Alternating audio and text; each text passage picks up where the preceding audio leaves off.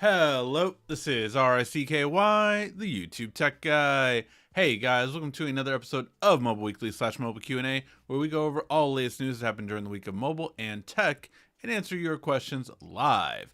If you have a question you want to ask, just ask it in the comment section down below, and I will answer it before the end of the show. Alright guys, so we have a bit of news this week and a lot of videos that have been made. I definitely need to hire an editor at some point, but that is possibly in the works, actually. So I'm very excited about that. News, though, that before I get to it, I do want to let you guys know we did receive 2 new phones in the studio. And that is the OnePlus 11. So that one is going to be one that I haven't checked out for a little while now, a OnePlus phone.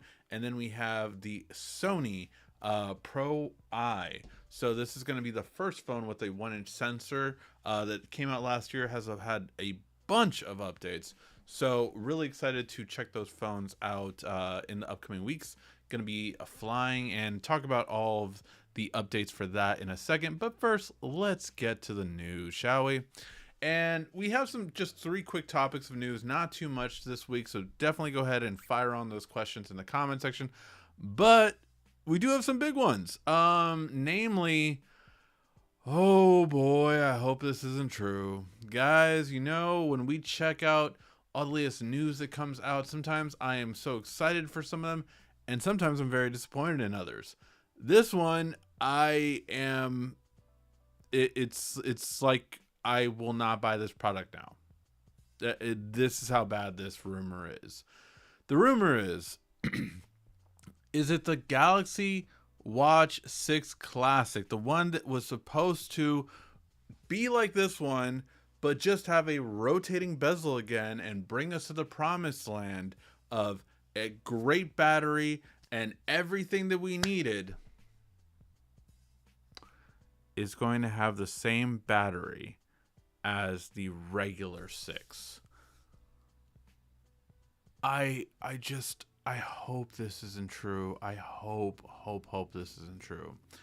Now, for those of you wondering, the Galaxy Watch 5, so the standard Galaxy Watch 5, I believe had a 275 milliamp battery for the smaller version, and for the bigger one, it had a 375 around there. So that was the size of the regular one.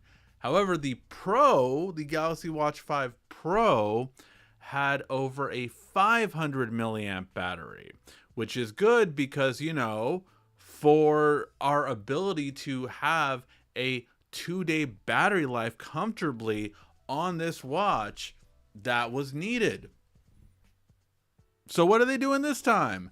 They are, in fact, putting a smaller battery. I cannot stress how much I hope this isn't true. That I really hope this isn't true. But yeah, 425 milliamp battery on a Classic, which is supposed to be the upgrade to the 5 Pro. But for me, having 100 milliamp battery less, it's a no-go for me. Like, I will skip this one. I might review it for you guys, might check it out, but after that, it's a no-go for me. Like, it's just, I can't justify that upgrade if it's going to be a smaller battery. I don't know. Let me know what you guys think. But I am just, this news hits me so hard because this is the one that I would buy, but having 100 milliamp battery less is just a no-go for me. Who knows? Maybe they put in a really amazing updated processor, because this one was the same processor as the year before. So there was no update on the processor. So maybe it's such a good processor that it doesn't need the battery difference. Possibly. That is what happened with the Galaxy Flip 4 or Flip 3 to Flip 4 and Fold 3 to Fold 4. It was the same battery size, but the big difference was the processor was so fine-tuned to give you a much battery life. But yeah, Let me know what you guys think. For me, that's just a no-go if this is true. All right. In some other news, um Google or YouTube rather did another price hike, taking the price from $65 to $73. I have never thought YouTube TV was a good price. To be honest, I really have never thought it was a good price. When it was $35 back in 2017, I was like, "Oh, that seems okay." But for the lack of channels that it had, it was just like, it's not, it's nothing I was like too kind of crazy about. And then they kept adding channels, but the problem was that they kept raising the price surely, and it was just like, wow, it's just too much money. Like I don't know, like this is just too much. And the biggest thing about it is that it doesn't allow for customization. Like they only have one type. And the thing that I love about the one that I have is Sling TV. Now, Sling TV isn't too far behind this, mind you. It is $61, so it was slightly cheaper than YouTube TV for the price that I'm currently paying at. But I am paying for one that has a bunch of extras, right? So I will say that, like, being this, like, I would probably be paying, I want to say around $40 a month for just like Sling TV Blue. But I pay for unlimited DVR and I pay for all the extras, which in this case I think is like, the Disney's, the Nickelodeons, and some other things. So I pay for this like package extra that adds up to be $61 with taxes, fees, and everything. And that's the final price. So it's not too far behind this, but man, the whole idea behind streaming service was to not have to pay for channels that we don't need. And unfortunately, the route that YouTube TV has kind of pioneered has been, oh, well, we're going to get NFL Sunday Ticket. We're going to get MLB. We're going to get all these extras, but we're going to give it at one price and you have to pay to have everything. And that's not what streaming service was supposed to be about for TV. It was supposed to be like, okay, I just want these channels. I just want these channels. And at the end of the day, like all that it's going to take for these ones to be irrelevant, whether it be Sling TV, YouTube TV, or any of them, is just Paramount Plus, Peacock, and all of these ones that are owned by these channels. Disney, all they have to do is, oh, we will allow our episodes to be up the day of or the day after. And that's it. Like I am just waiting for that essentially, and I'm getting rid of Sling TV. But as of right now, like my wife's Housewives episodes, right? They don't all come right away. Like they could be a season behind sometimes. And some of these shows just aren't done that way yet. They're not like, okay, you can have it on demand on our streaming service, which is what it should be. It makes the most sense. It gives them the most money and the most reason for us to stick around. But yeah, it's just not like I really wonder how many people will stick with YouTube TV at this point. For me, Sling TV has been the better price since its inception of the two coming out at the same time. A really good one used to be DirecTV, but that got swallowed by AT&T, and then like they had, and I mean the DirecTV streaming service, which they literally don't have it anymore. So yeah, we'll see how it comes to pass, but as of right now, I don't know. Let me know if you have YouTube TV, if you plan on keeping it, or if you plan on going to check out something else. Because yeah, I don't know. It's just like that is insane. To for me to justify the price of that. Like, I rather have every streaming service and go without traditional TV. I'm already probably at this point. My brother was the only one holding me out to keep Netflix. I'm probably going to cancel Netflix at the end of this. Probably I'm finishing Wednesday because I've been behind, so I'm going to be traveling on a plane this week. I'll finish that and then cut it. Like I don't see a. I think I'm up to the point where like I'm tired of paying for streaming services for one show. I rather just like, okay, we'll start that when the show comes on that we all want to see, or say to my daughter, oh, I need to see the show. All right, sure, I'll pay $10 for this month. You know, you can do it, and that'll be it, and then we'll cancel it. But I think I'm going to be a lot more like that in the future, just because it's not worth it for me to keep doing it. But let me know what you guys think. I'm very curious to hear how everyone's doing streaming services. What streaming service do you have? Do you have YouTube TV? Do you have Sling TV? Do you have traditional cable? And also, what streaming services of smaller ones do you have? Like Disney Plus, Netflix, HBO Max, Peacock, Paramount Plus. Except for YouTube TV, I have all of those. I have every single one of them. So I am looking for the day when I'm just like, I rather just have the streaming services and no live TV anymore. But we'll see. And then we have the last bit, which is something interesting. So rumors are going around about the A54 coming out. I'm really excited about it because this is typically the phone that I check out every year for the A series, and it's that nice mid tier, right? I think the 70 series is a little too high end. It's not going to get as much attention. The 30 is a little bit lower, although I'm thinking about possibly reviewing it as well. But the A50 series is always really good. But there are some things that people are saying like, hey, this could essentially be a downgrade in certain things. So one thing is that it's going to be thicker and have bigger bezels. Now, you can attribute this to the shortages and all of this kind of stuff that's been going on for a while now, right? But you can see right here the 51 to the 52 and then to the 54. Now, the 52 already did get a little bit of a bigger chin compared to the 51. So we were already kind of seeing it, and the camera punch was a little bit bigger. On this one, you're getting bigger bezels all the way around. It looks very similar. It reminds me of the iPhone XR because it had like bezels all around. And you are getting, though, a substantially better set of cameras, which is one of the reasons for the thickness. Not to mention, it should have a bigger battery as well, which, hey, I'm here for.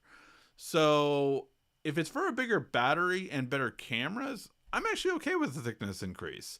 Let me know what you guys think, but I've always said, like, I'm okay with having a thicker phone if it means I have a bigger battery and better cameras. Like, everyone's talking about how they want, oh, I need the next Fold to be so light. I need it to be light as a feather. And it's, oh, you know, the Honor is so much lighter. I want it to be light.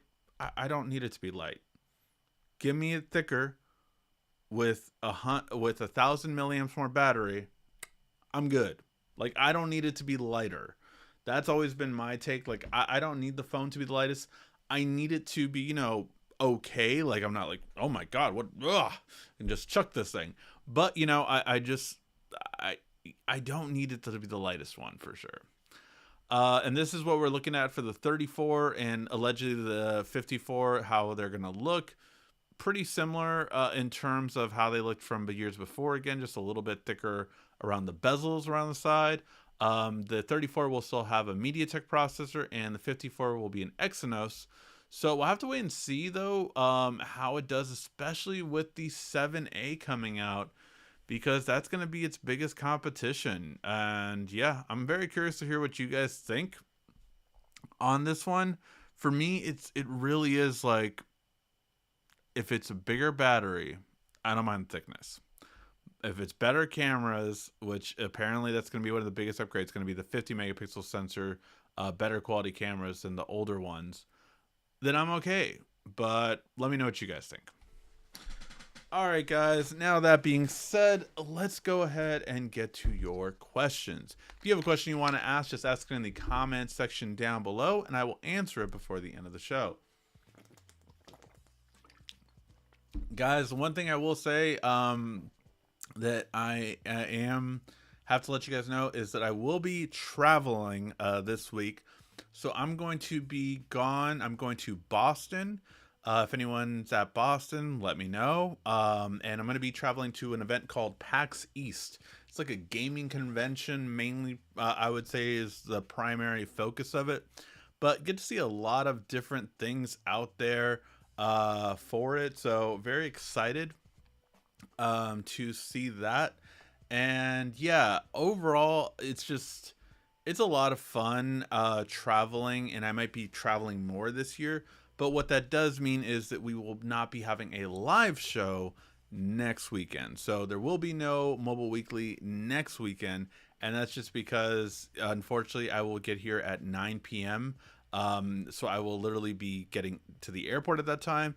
Still obviously gonna take a while for me to get home, so I won't get home till probably about 10:30. It's gonna be too late, but we will try to do it another night. I will try to make up during the week. We'll see what day that can land on, but I do plan on making it up later during the week for you guys. Could be Monday, but just let me get back to you guys specifically what day that will be. All right, now that being said, let's get to some of your questions. Have you reviewed the DJI Mini 2? Do you know anything of drones? I do know things about drones. I have not really gotten to play with any of them in a little while, I would say. It's been a little bit since I have really checked out drones. Now, from what I know, the new one that just came out is the Mini SE. Because the Mini 2 has been out for a little while now, but the Mini SE, I believe, just came out, or it's still on pre-order, if I'm not mistaken. No, it has officially come out. You know, the biggest thing about drones you always want to check out is like the Mini. Is it going to be at that price point of, or sorry, not the price point, the weight. The weight has to always be under the 250 grams so that you can actually make sure you have a much bigger one, so that basically what it allows you for is to have a one that isn't regulated. Essentially, if you have it under 250 grams, so 249, which is what this one is, then you get to have it so it's not regulated. So that's just one thing that happens. It can shoot 2.7K at 30 frames per second. Let's go ahead and just switch to this. 4x zoom, and yeah, so this is, I mean, the current one right now that just came out. So it doesn't come with any bumpers, it looks like, and I don't see the sensors on the side, so it probably just does have the sensor for forward and not all around the sides for you. Let's see. Wait, does it come with that? That's kind of cool. If it comes with this, that is really awesome because that allows it to go much further. So it's 10 kilometers that it's saying right here. So that's really good. 31 battery. I mean, battery hasn't changed too much, I would say, in most of these under $1,000 ones. I haven't seen much change in the battery life. It's been pretty much the same. But that's awesome that you get the remote inside the box. Like that's really cool that actually you get that. But yeah, so this is the SE2 as comparing to the regular SE and to the Mini 3. Let's go ahead and compare them. So they're all about the same weight. The Mini 3 though. Okay, so this is going to be interesting because this is for $130 more. You get the Mini 3, right? So let's really compare those two, I think, the most. So in comparison to the Mini 3, which is going to be for, and then these two are just $40 difference. All right, so now let's really go around this.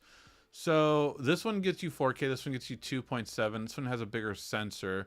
The flight time, though, is considerably more.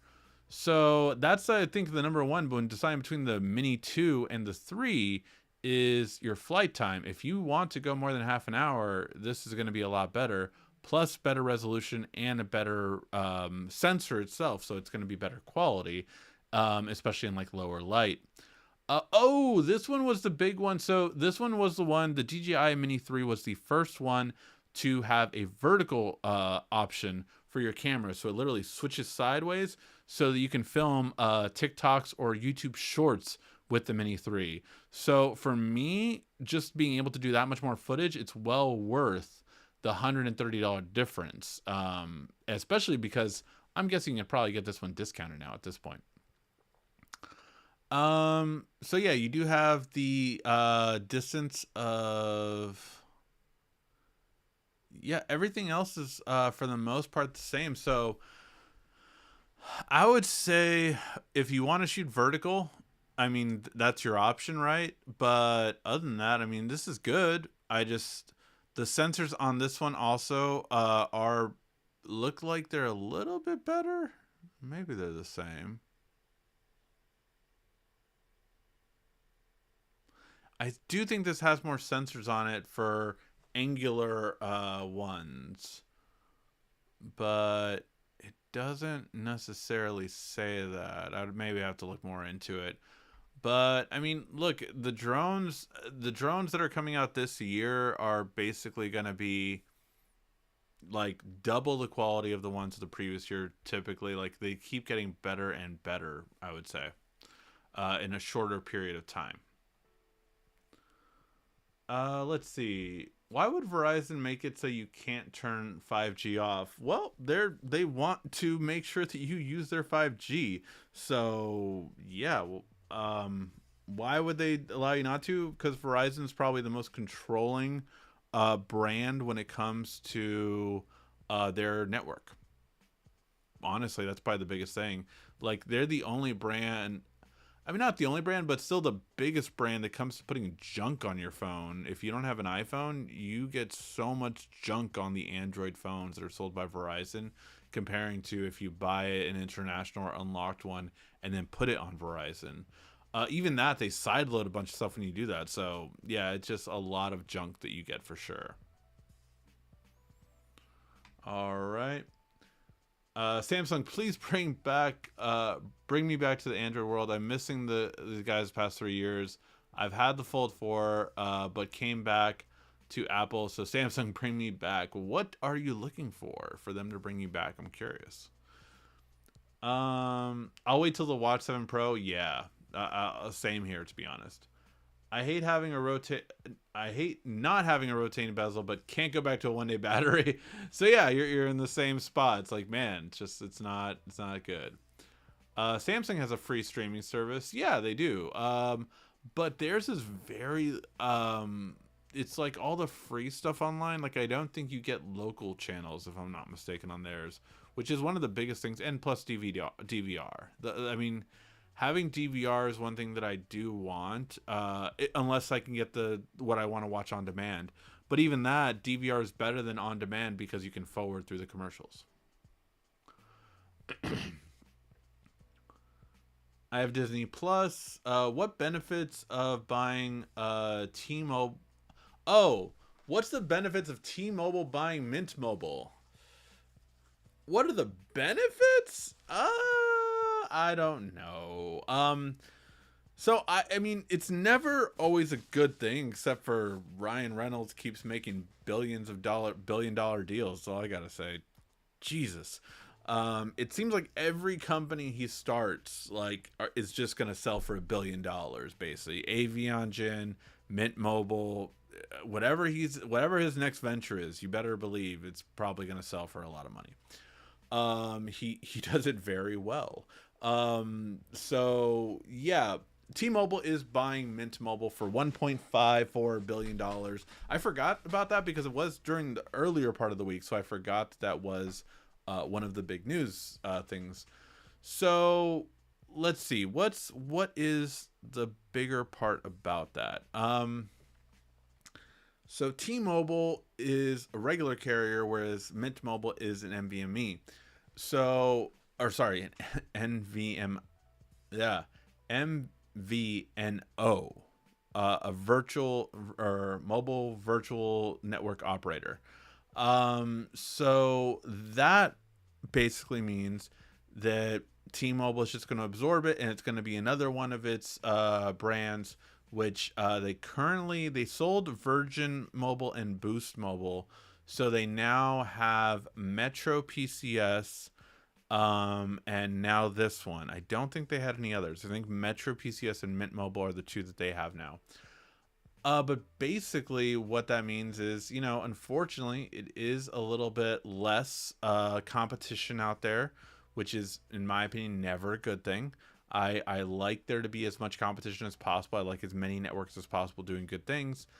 But I mean, it gives T-Mobile another way to make it have a better ability in terms of, hey, it's going to have really good uh, carrier service for people that are, want low cost. But will those costs stay that way? Probably for like 1 to 3 years, and then they'll probably go up. That's the inevitable truth of, if you have less competition, there will be less discounts, unfortunately, because there's not enough reason to do it. So yeah, that's unfortunately the truth. So we'll have to wait and see how it goes. But all I can say is congratulations to Ryan Reynolds, because man, that guy keeps making billion-dollar deals. Um, A54 is a pleasant phone. I have Peacock, Prime Video, and cable. Got it. Okay. Anyone else talked about there? No, I think that's it. I have Disney Plus. Okay. Ricky, since you still have your Fold, have you noticed the battery going down with One UI 5.1? From a lot of videos to optimize that you've done, what two things are crucial on the Fold 4? I don't know what the two things would be off the top of my head, to be honest. I really kind of forget everything that I do to a phone until I do it again. I know that sounds kind of weird, but like I literally have to go through my own kind of head and go through all the processes. I think definitely the deep sleep is probably one of the biggest ones. That would probably be the biggest one that I would have to make sure that I do on every Samsung phone, going over the deep sleep and battery optimization. But yeah, that would probably be the biggest one I could think of off the top of my head. Yeah, I mean, you could lower the frame rate, yeah, you can lower the refresh rate to uh, not need to go to 120 if you wanted to get an hour longer battery life, but that is, subjective. Some people like it, some people don't. And obviously dark mode. I mean, that's the easiest way to say battery life is dark mode. So those are the big ones that would come to mind right away. But although I have it still, I haven't really used it. Simply because I've gotten other phones. So right now I'm rocking the S23 Ultra as my main phone. I have the Pixel as my secondary, but I'm about to switch to the Sony for this trip. So I'll have to see how that goes. But yeah, and then I'm going to also take the OnePlus with me. So I'll literally be carrying like 4 phones with me on this trip to see how everything takes. All right. And have you ever used the Moto G Power? Because my teacher is going to give me one of her older one. That phone had an amazing battery life because it had like a 720p display and like a 5,000 milliamp battery, if I'm not mistaken, or I guess it depends on which year it had, but it had a ridiculously battery life for it. So I would say that's probably the biggest thing that I could think of off the top of my head about it. But you do have the Moto gestures. I haven't done a Motorola phone in a long time. They haven't reached out to me, and I haven't just reached out to them, to be fair, at the same time. But you have like their gestures. So like one of their gestures I remember was like a chop gesture to turn on the light, and then go like this to launch the camera. So they had like gestures for everything that was kind of fun. That's the things that I think of immediately when I think of a Moto phone. Do you know anything about the Mini 2 versus the Mini 3 worth it for the price difference? So bigger sensor, when we just looked at it right now between them, between the, oh wait, you said the Mini 2 and the Mini 3 actually, right? So Sure, we can compare them. And again, guys, if you guys have any questions about any of the tech out there, let me know, and I'll take a look at it. Like, he's asking about drones. I don't have too many more questions, so I'm going to go talk about drones. So let's go ahead and check a look. All right, so let's go for the Mini 3. Let's go for the Mini 3. I just want the regular Mini 3. Why did I get into all that? Main products. All right, there we go. So let's go ahead and do that one. And then, so here we go, the Mini 2 and the Mini 3. And the Mini 3 Pro, although that's a big hike difference. So, I mean, for these two, obviously the Mini 2, you're probably going to get way cheaper now. But, I mean, that alone, boom, 20 minutes more. And vertical shooting, that alone, for obviously $20 difference, easily worth it. If it would be $100 less, I would still probably go that route. But that's also because you get the bigger sensor in comparison. And yeah, downward vision system, so that is where it can look up and down for caution as well, which I thought it did have, and I was right. And besides just forward, so basically all of the DJIs typically can have forward collision. It will detect if it's going forward and stop itself from that, but this way it can also detect upward and downward, so it won't go if it believes it's going to hit something. So yeah. But other than that, I mean, that's the big difference, is bigger sensor, so better low light. It can shoot vertical and has 20 more minutes. For me, that is well worth it. At a $20 difference, and even at a $100 difference, I would probably go for this one, yes. Now, the funny thing is if you take a look at the Pro, the only thing that it has is going to be more megapixels and a 4K, 60 frames per second, which I do like. I'm a big fan of that. But I could not justify it for that much of a price difference. For $300 price difference, I wouldn't go with the Pro. It's not worth it, in my opinion, for that. I think the best one, easily, just quickly immersing myself back in this world and taking a look at these, DJI Mini 3 is the one I would recommend anyone buy. All right. Let's see. What else do we have going here? Do you think the Flip 5 will have a bigger outer display? I do think so, because of the competition that Samsung's getting, and that's why competition is so important. I do think that we will have a bigger display on this next one, because if Moto has it and Oppo has it, Samsung might be like, yeah, let's put a bigger display on there. Just because of them two having it. I believe if they didn't, then probably not. We wouldn't see one. Have fun at PAX. Speaking of PAX, what are you looking forward to most of PAX, besides tech, of course? I'm meeting with some companies there, so that's always really interesting, of course, to see what other brands that I can pair with and highlight and stuff like that. So that's some of the things that obviously is really cool to take a look at. The biggest thing I would say that I'm interested in right now is some of the companies for like keyboards and mice that are like really cool looking.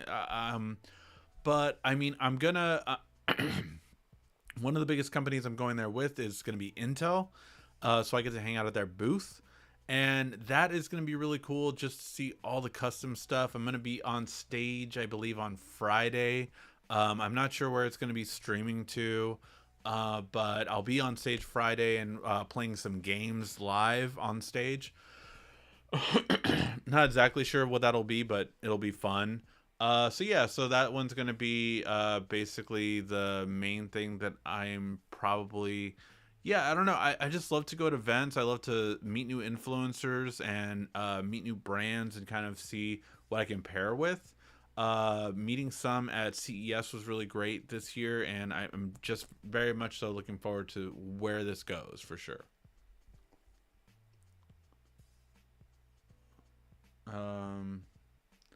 My 5G on Verizon lags. Yeah, it does because it might be trying to get 5G when there's not 5G, and it might not be switching back to 4G when it should. So I think it's actually beneficial to be able to turn off 5G, but they don't allow you to, unfortunately, in this case. Um, Ricky, how much do you think Apple pays Google to use their cloud platform? Do they could switch to Microsoft? I think iCloud use Google Cloud Platform. To be honest, I don't know if they do or not. I'd be surprised if Apple doesn't also use, what do you call it? To be honest, Amazon, because Amazon typically has the best rated, one of all of them. Google's is big. Don't get me wrong, but Amazon is typically like the biggest one that most companies use. Most companies use AWS, which is Amazon's server platform. Google, I would say, is probably the second most used, and then followed by Microsoft. So those are the top three server companies I would say out there. But I don't know how much they pay Google for that service off the top of my head, because I don't. I mean, Apple would require a lot, and I would be surprised if they don't have some of their internal stuff on their own servers by now. At this point, that would be really weird. I have to look into that, because that's a very interesting concept that Apple, for all their talk about security, would not be on their own servers at this point. So that would be very curious. But I don't know off the top of my head. I don't know how they use their servers. So it would be very curious to see if they're still on someone else's in their own, to be quite honest. So yeah. All right. Let's see what else. What why does a message pop up on my S22 Ultra saying you're back online? Right click it and see what app is saying that, because that's a very curious. If it's built in Samsung, then it might be a SIM card issue, to be honest. If it, if it's a third party, it could definitely be malware. So be careful with that. Oh man, need some tea after this. All right.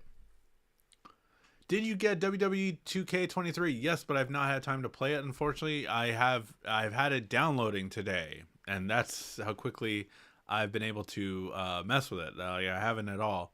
So hopefully I'll get to play with it. Maybe next Monday I have the day off, so hopefully I'll get to around that point. But I don't know if I'll be able to before then. A customer of mine gave me a camera and a remote for the PS5. Well, that's really cool, man. That's awesome. Um, yeah, not sure. I'm trying to remember. Did the PS5 have an official camera when it came out? I know I didn't get it. But I'm very curious on that, and I know it did have an official remote for sure. Did you see the concept Pixel Fold? Yes, and I am here for it. If the Pixel Fold really comes out in June, honestly, I think that's the biggest phone of the year. If it comes out, it's the biggest phone of the year, because it's the first real US challenger to Samsung's foldables. And if it really goes for under 1,500, that is only going to mean good things for consumers. So I'm here for it for sure. Not to mention, I like the form factor of a wider one too. Like I'm so excited and hyped for that.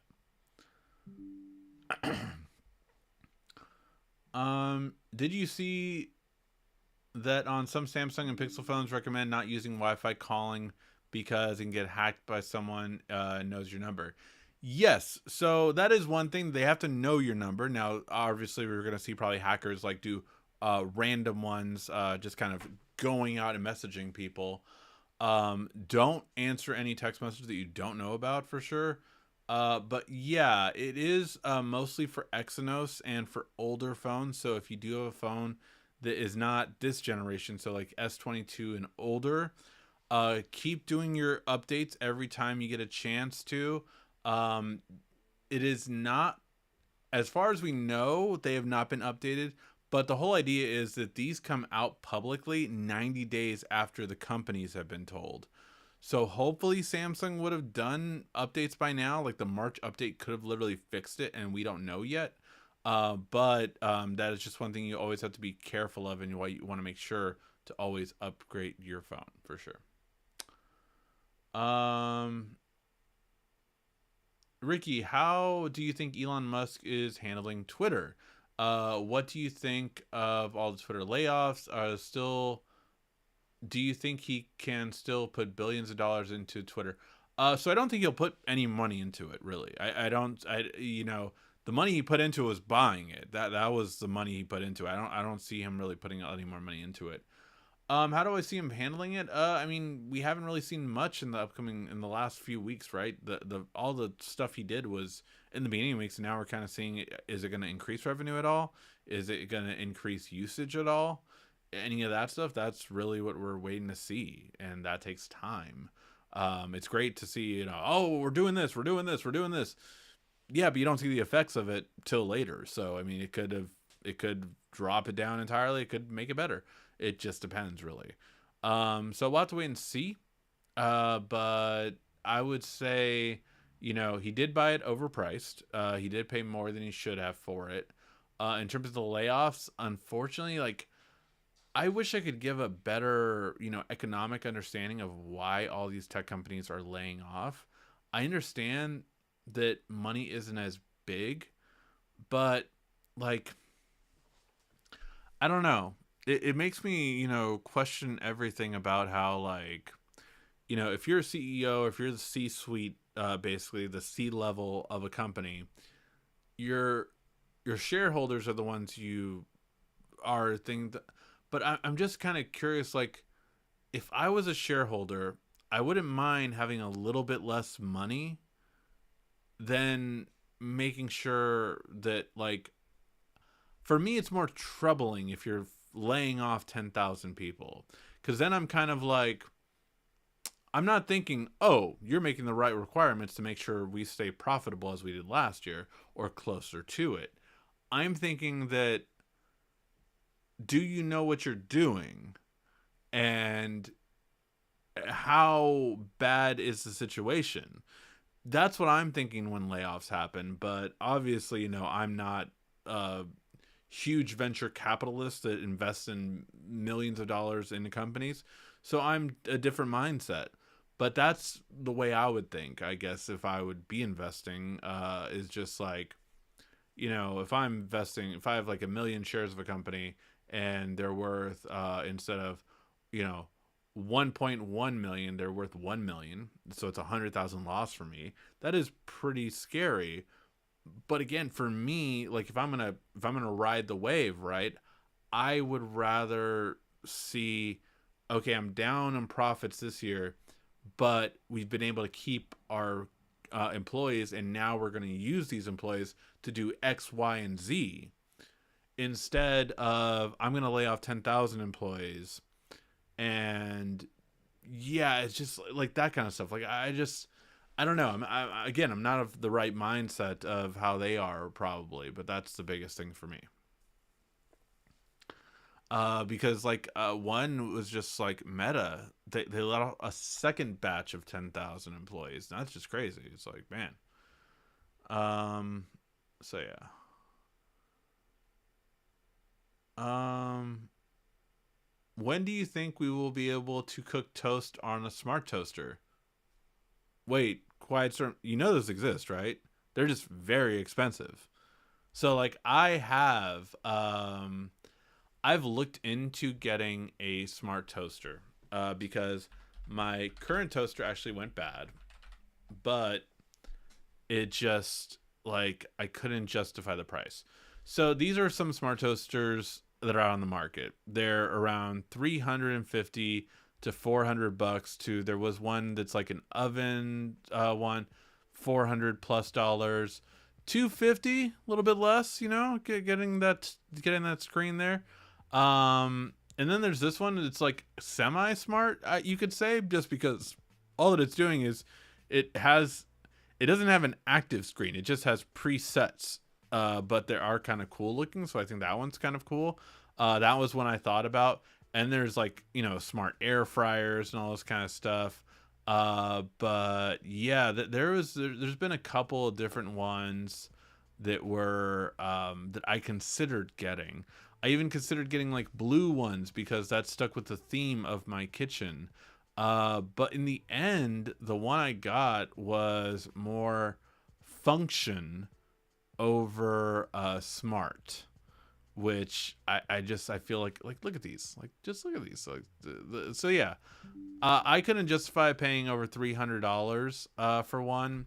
So the one I got was, let's see, oven with toaster on top.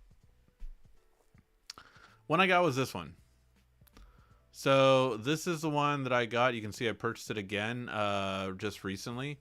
But this is the one that I got, and the reason is because it's an oven, but the toaster's on top. So it like saves you having to get two things. And yeah, it's just very useful. And it's on sale. Dang it, it's on sale now. Well, that kind of sucks. But yeah, so this is the toaster I got because it was more functional. So that's the one that I got. I'm a little upset that it just went on sale, to be quite honest. But yeah, so that's the one that I would recommend getting. Let's see. Who owns Boost Mobile? Dish TV. Dish TV bought it from T-Mobile in the sale.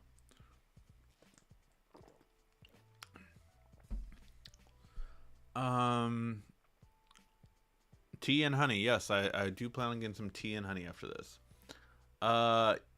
Yes, PS5 does have an official camera. Don't know what I'm gonna do with it. I mean, you can stream. That's the biggest thing I would say people will probably do with it. Do you own any RC cars? No, I've never been into RC cars, to be honest. Yeah, never been to that. So yeah, I've gotten some for my son and everything like that. Like I think he has a Mickey one, and I Paw Patrol maybe, I think. But yeah, no, I never was into RC cars myself, and I haven't gotten one exactly for him, or like a souped up one or anything like that for him that's memorable. I think he's not old enough yet. He's 3. I wouldn't get something too fast yet. Too fast, too furious yet. Favorite feature of YouTube. So NDAs would not allow me to say the future ones that I am very excited about. So I will say, for the current set of things that YouTube has, what are the favorite features? One thing that I would say that I don't know if I could do without it, because I think my like internet bill would be super high, is being able to save videos offline. Being able to download videos, that is of YouTube Premium, mind you. I've had that since like literally it came out, so I paid like $7 a month for it. I then eventually switched to a family plan because it was just like cheaper. I think now I pay $15 a month, or like no, maybe $17 a month. $17 a month for up to 5 accounts to be on there. So yeah, and I have 3 accounts right now on there. So yeah, that's the way to kind of I've done it, that I would recommend everyone does it. What happened to Amazon Smart Robot? Like the one that that's like has like a screen on it and then rolls around. It's still out. It just hasn't done much because it can't do much. So yeah, I mean it'll get smarter, I'm sure, by next year. I mean, more, what do you think will be allowed to purchase one because of the price? Oh wait.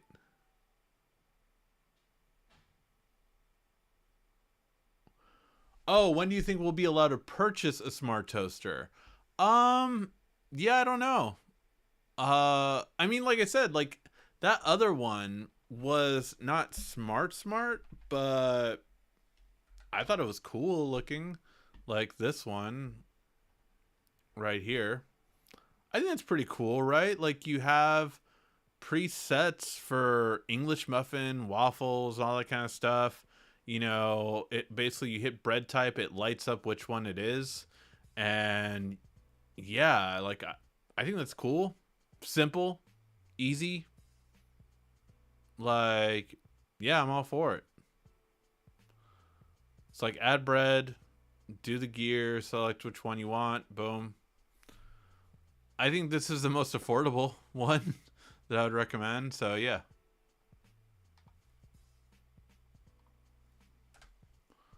So that is a semi-smart one for, again, a more affordable price.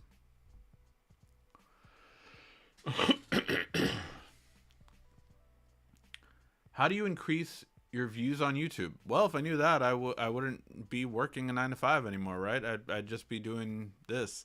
No, I mean, you have to keep at it, like, and not every video you do is going to be a home run. And you just have to keep at it till, I mean, the biggest thing is finding what does work, right?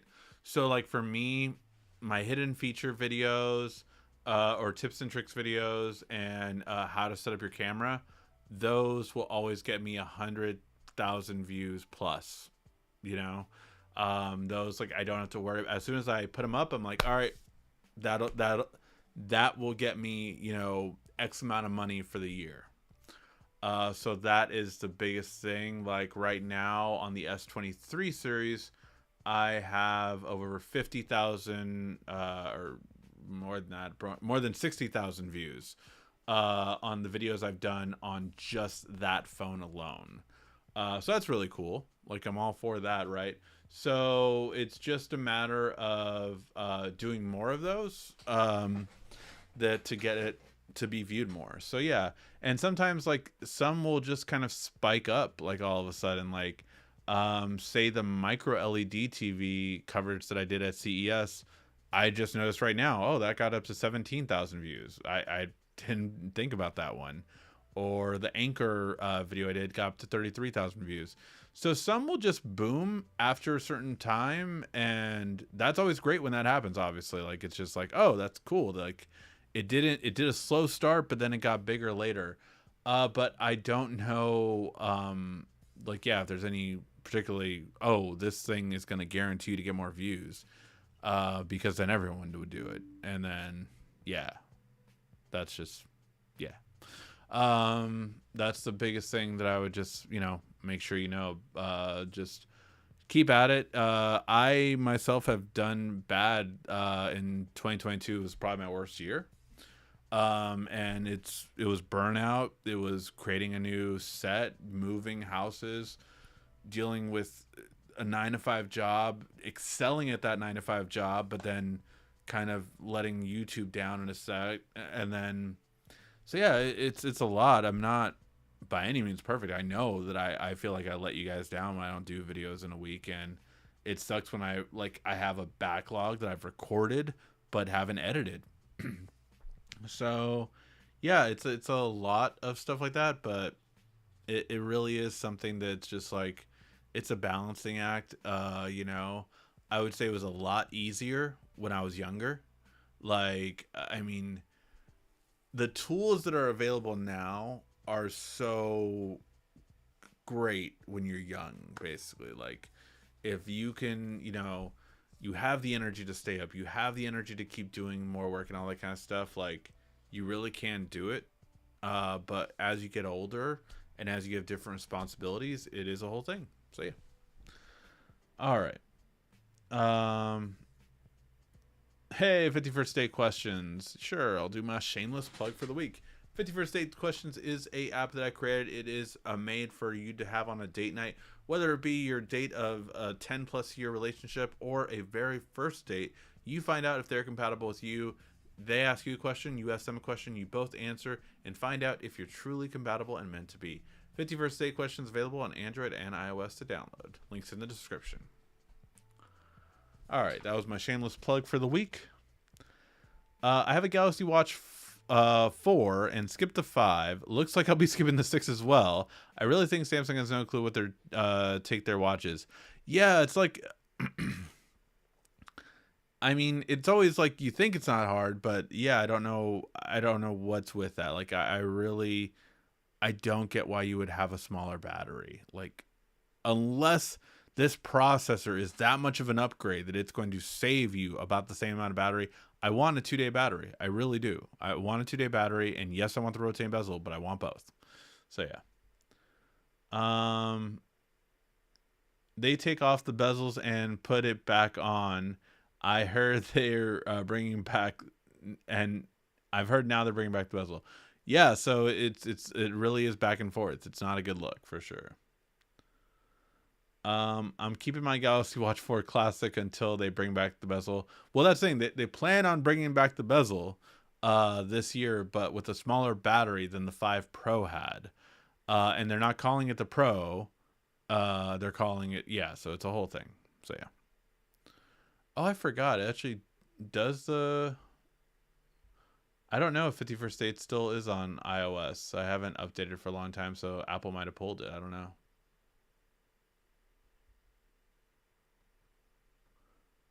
If anyone is on an iPhone, they could tell me if they can pull that up. I don't know. What smartphones were out when you were in middle school? There were no smartphones out when I was in middle school. Blackberries? Windows phones? Like, what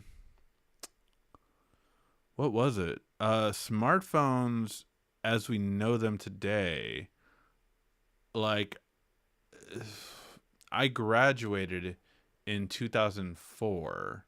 The first iPhone came out in 2008 or 2007. 2008. So yeah, so I mean, it was college when the modern day smartphone came out for me. So yeah, no, yeah, right, yeah. I'm like, wait, yeah, right. Yeah, so I was in college when, and the first one that I had wasn't even, it was like 2 years later. It was when the Droid came out for Verizon. And the only reason I got it was because of the GPS. That was I always say that the reason that I got into smartphones was because of that. So yeah, so now I had phones that were like smartphones, I would say. There was oh god, what was that called? LG Oh, no, it wasn't called the V20. Um LG, I forgot what it was called, but it was an LG phone. It was, oh man, I used to know the name of it. I can't remember the name of it, but your smartphone was a Sidekick. Yeah, it would have been, but I wasn't on T-Mobile at the time. I was on Verizon. So I was on Verizon till, I'm trying to remember what my last Verizon phone was. I want to say the S4 or S5 was probably my last Verizon phone. Maybe it was even later. I'm trying to remember. No, because I used to get the Note then by that point, I think.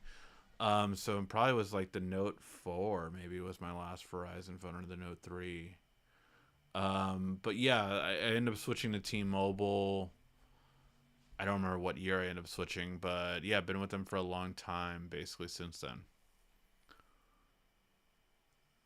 No smartphones when I was in middle school too. Yeah, my first computer was a Commodore 64. So my first computer was a compact. They used to be they were bought out by HP, but that was my first computer. Very expensive, overpriced computer for the time for sure. When I figured out about computers later on, my mom paid way too much for it. It was like, oh, the salespeople that were just horrible. I had a Sidekick 3 my last year of high school. LOL, man, it was smartphone. That was the smartphone of the era. I love the thing. Yeah, my first laptop was a blue Dell Inspiron. I remember those. I think my first laptop was like an HP. I can't remember. It was like, I think it was like a black plastic HP that I thought was so cool looking. But I didn't get a laptop till later down the line. Like I had a desktop for a long time. You know, I think I had one laptop before I built my first desktop. I want to say no, maybe two laptops. But yeah, I really, the funny thing is mobile was the one thing that I would say I got really techie in, or where I wanted to get the latest and greatest. I was fine with getting like an old desktop and old laptop back in the day. Now it's very different, because I'm editing and I'm using the computer to the fullest. But back in the day, I was just like, I just needed it for word processing and like basic stuff, so I didn't need the best ever. Oh, my first computer was an E machine. I remember those, dude. I don't even think they exist anymore. No, E machines were bought out by Acer, and then Acer just eventually let them go. I think they were in other world countries, but yeah, can't stop voice assistant help. What do you mean? It keeps going off without you doing it?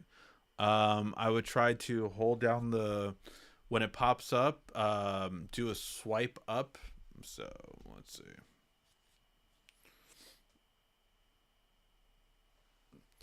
So I would basically do a swipe up, right? And then, sorry, let me just see this a little bit better. Hold it, because like right here, my Google Voice Assistant is one of these. So I would hold it, and oh, Samsung's thing that I did to it. Hold on. I don't know if I can because of how I set up split screen on this phone. Um, Whatever. Go to Google, hold it down here. Basically, go to your Google app, and then do the little eye icon for information, and then force stop it from there. Hopefully, that'll be the quickest way to do it. Um, Raise your hand if you remember DSL internet. So I never had DSL internet. I had dial up to cable, but I never had DSL. I never had the in between. But those. But yes, I do remember dial up, which was older. That's what I grew up on. I grew up on dial up. So yeah. And then yeah, dude, I was dial up and Napster. That's what I was on. Do you remember channel F console by No, I don't remember that one. Sorry. Um, Tandy. I had the Tandy 1000HX for my first computer. I remember the Tan computers, but I don't remember that one specifically. But yeah. I will be in the eighth grade in the fall. Yeah, man. I mean, it's like my daughter. I mean, she completely like is growing up in this age, but yet I tell her, I'm like, the funny thing is, all the technology you have right now is going to be completely outdated by the time my son is your age, because that's again another, what do you call it, 9 years in the future. He, Technology changes so much. Like in 10 years, I told this on Newegg on the live show, and the awesome gamer girl Naomi got mad because I was like, yeah, my son will never know what a Blu-ray player or DVD player is. He will never know what that is. He won't. The last Blu-ray player that we have at my place right now is a PS4 Pro, and by the time he's like 5 or 6, there's going to be a PS5 Pro probably, right?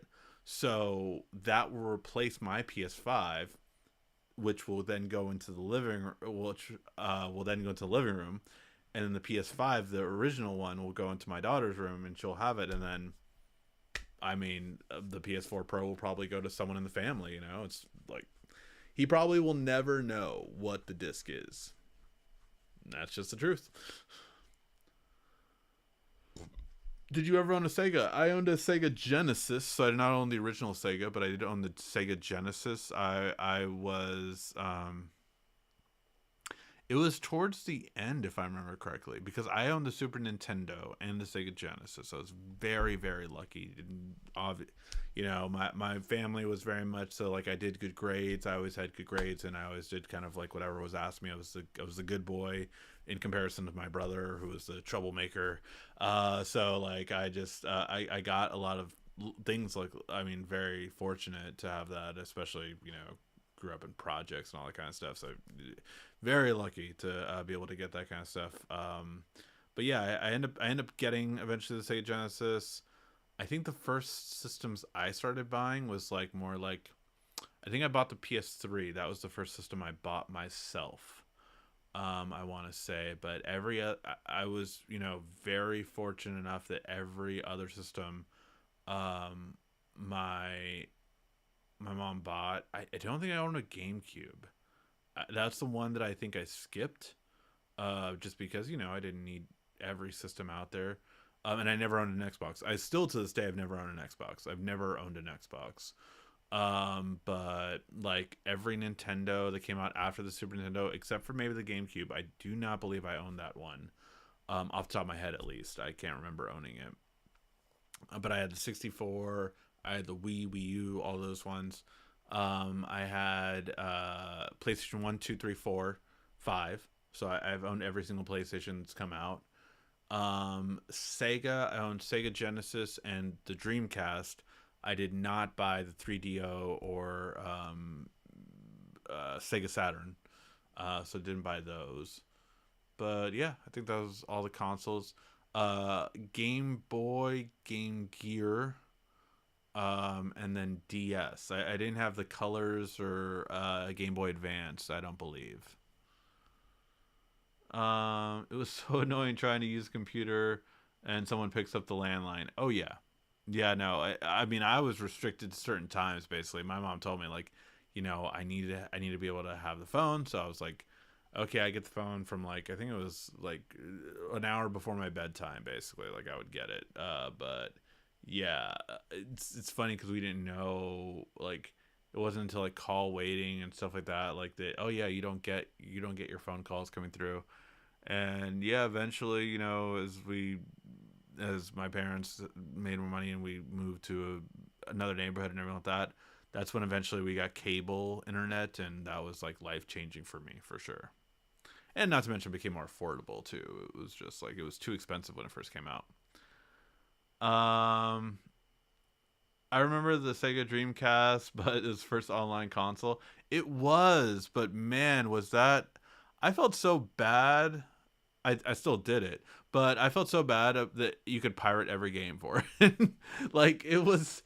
So for those of you who don't know, the reason why the Sega Dreamcast failed, besides the consoles that came out right after it, was because, so you could pirate games, right? There was always ways to pirate games, always ways to do that kind of stuff.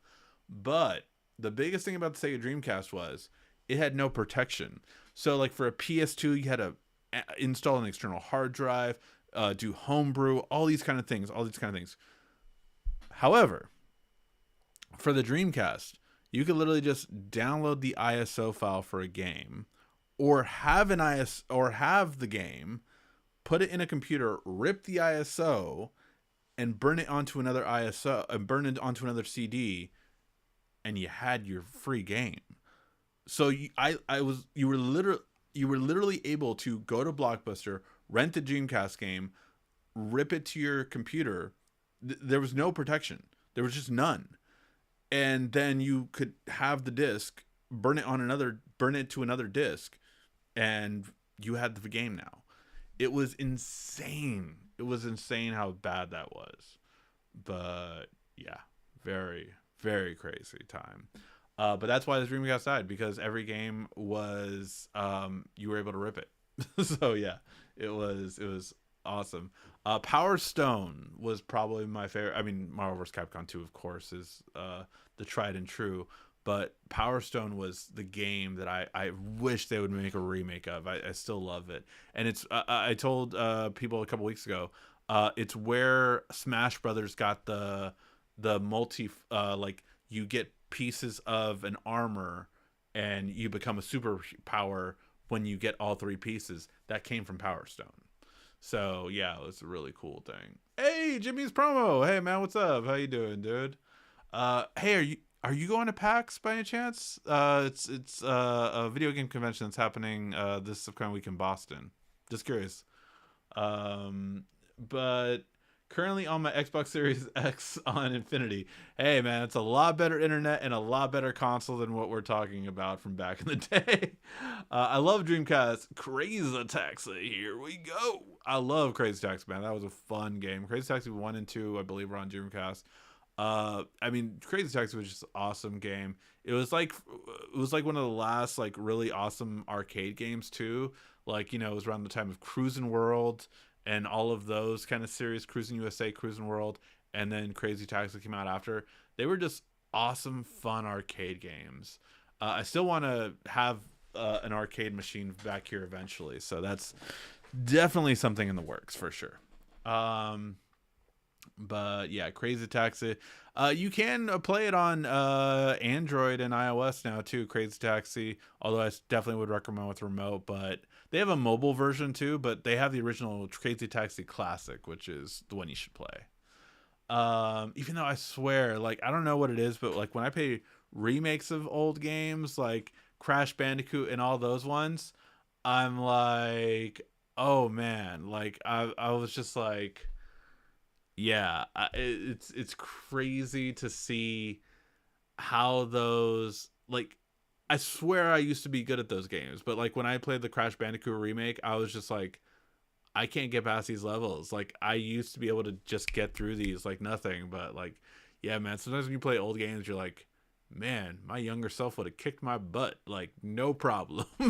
like, like I'm just like I don't know. I just don't have the timing down like I used to on those platformers like I used to. Some of them can come back to me. Like I can still probably go through Super Mario World pretty easily, but yeah, some of those games, man, I just can't do like I used to. Not heading to a convention soon. Okay, yeah, I'm getting to go to this one. It's like from Newegg, so basically just going because of that. But yeah, it's probably what maybe the next time I'll see you is at the Samsung one if we go to that one in well if you go because well that one's closer to you I believe anyway because that's New York when the Foldable comes out, so that should be fun. But yeah, if you haven't, Freddie, I always say it anytime he drops by because he's an awesome dude and knew him way back in the day. If you haven't subscribed to Jimmy's promo, awesome channel, go ahead and check it out. You should collect old consoles. That's what I'm doing. I need an Xbox 360 now. I that's why I want an arcade machine. I don't. While I wouldn't probably go forward and because like it's a whole thing, right? I feel like if you collect old consoles, then you have to collect an old TV to play those consoles on, which you can do, of course. But it's just like I rather, for space wise, the limited space that I get in my house, because of kids and family and all that kind of stuff, I would probably just get an arcade cabinet, and you can connect through USB the old controllers and stuff like that to really play it like those. So that's what probably I'm going to go with. Probably like a 43-inch arcade or 55-inch arcade machine is what I will eventually get. Oh, funny, I just came from Jimmy's channel before this. Oh, there you go. Hey, Jimmy Zeus was watching your stuff before they come into this one. How do you play it on Android? I mean, you can play it just off, like, it literally legit is just... I think I have it on my phone right here, if I'm not mistaken. Do I have it on this phone? No, I probably have it on my tablet. But yeah, if you go Crazy Taxi. And there it is. Crazy Taxi Classic. You can see it right there. Download it and have fun with some Crazy Taxi. Here we go. Na na na na. So yeah. But yeah, Crazy Sega has a lot of their old school games on the phone. And you can play it with either like again your fingers, or you can actually do it with get one of the controllers out here. So still probably one of the ones I use the most is this Razer one when I want to really emulate games and go that route. Just kind of play it. Really awesome controller for that. Or I can just bring my Xbox Elite controller. That's another one. Let's see. Do you need an emulator? Not for that game, no. Although they do have a Dreamcast emulator, I believe now. Is it Dolphin? I forget what the emulator is for Dreamcast, but I think Dolphin might be one of the ones that does multiple systems, and I think it does Dreamcast. I could be wrong. If it's in a way, you'll get a strike on YouTube, then Magic, yeah. Jimmy is a man. If you want to learn, use the features of the S23 Ultra. Yeah, no, for sure. Jimmy does a lot of in-depth ones that are really awesome for it. So definitely check it out. All right, guys. I think we are gonna wind down and call it a day. Thank you guys so much for tuning in, as always, for watching. Really do appreciate it. And yeah, if you can, before you leave, hit that like button. I really do appreciate it. And yeah, no Mobile Weekly next week, like I said, because I will be at the convention. So I'll be over there. But yeah, hopefully I'll see you guys in 2 weeks. And I will have some videos out there. And I'll be posting on my social media. So follow me at YouTube Tech Guy on the social channels. I'll be posting where I'm also going to do, what do you call it next too? I'm going to be posting where I'll do the, what is it? The live gaming. I think it's going to be on Intel's platform or on Newegg's platform. So I'll try to let you guys know where it's at. All right, guys. Thank you guys always so much for watching. This has been RICKY, the YouTube Tech Guy.